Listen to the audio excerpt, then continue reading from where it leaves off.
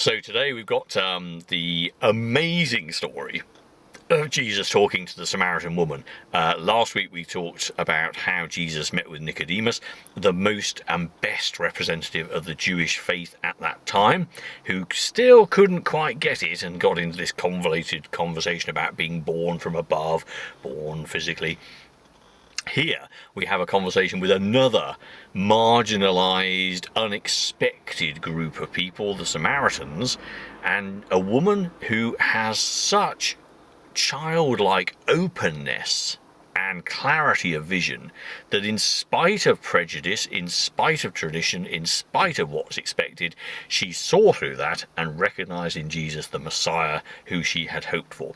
She went, she told others, they came, and the end of the story, of course, that marvellous sentence where they say, well, we believe now, not just because you told us you believe, but because we've met with God ourselves, and we believe ourselves.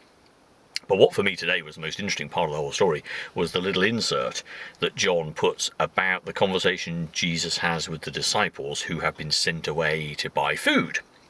And they come back with their food and they ask Jesus that lovely question, so, fancy some food? And he says, well, you know, the food I've got, and then talks about how that's about fulfilling God's purpose. And the reality is, in that little situation, that Jesus didn't answer their question, have you had food from somewhere else then? You don't seem to need food anymore. He doesn't answer their question, he teaches them. He says, look, there are all these people around us, so in need of the kingdom of heaven. People all around us, and this is exactly the same situation we find ourselves in today, who need to know about the love that God has for them, how special they are, how accepted they are, how they need to come home and be the people they were made to be. This is exactly the situation we're in. And that's what he's saying to the disciples. You didn't plant this harvest, you didn't set it all up, but you have a responsibility to gather it in.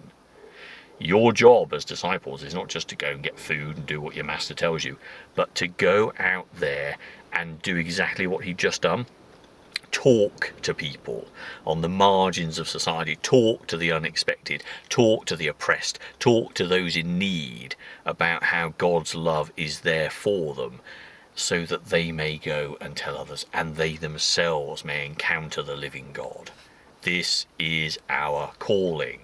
And in the Methodist Church, we have a card that talks about exactly that, our calling.